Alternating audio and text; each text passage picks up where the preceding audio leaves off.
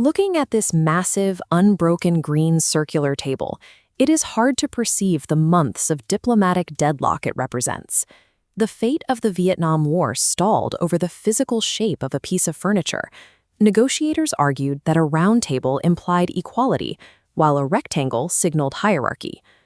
On January 17, 1969, just one day before formal peace talks began, South Vietnamese Vice President Nguyen Cao Ky hosted an elegant reception in Paris.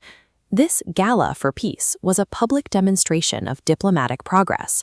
The ballroom was packed with an unstable mix of international diplomats, journalists, and undercover operatives watching for any sign of a secret breakthrough.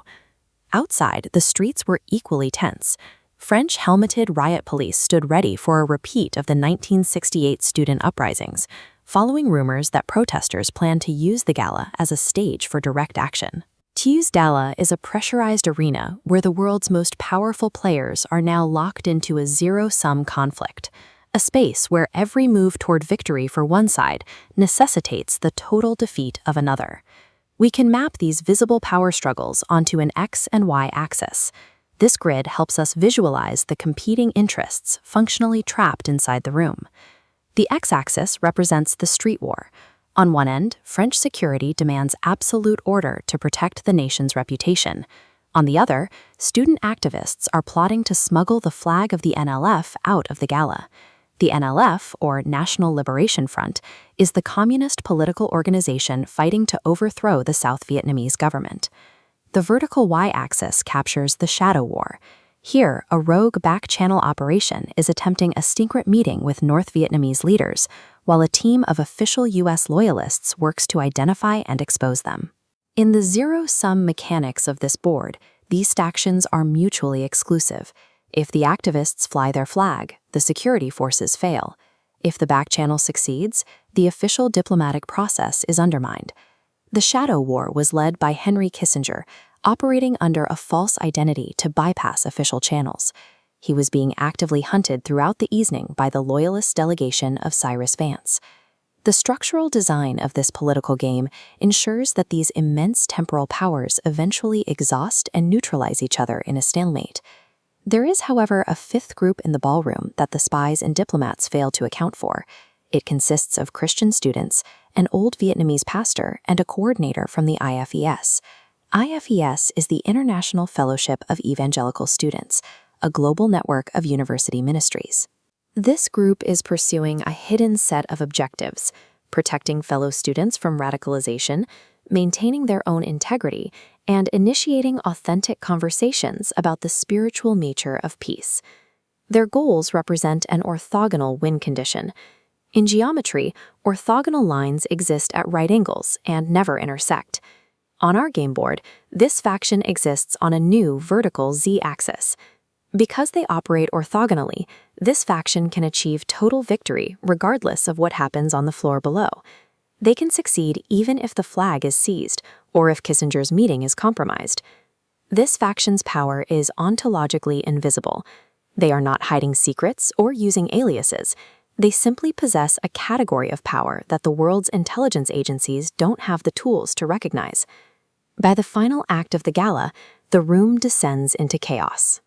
A security lockdown traps the guests, forcing the political factions into a desperate scramble to complete their missions before the night ends.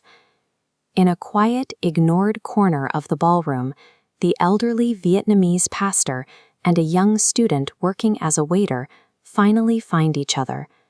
The student reaches into his pocket, pulls out a folded piece of paper, and places it into the pastor's hands. The paper isn't a leaked intelligence report or a secret peace term. It is a freshly translated Vietnamese manuscript of the hymn "The Old Rugged Cross," which the student had been refining throughout the evening. While the world's elite fought zero-sum battles over the temporary future of a war, the only artifact created that night that did not cancel itself out was a song.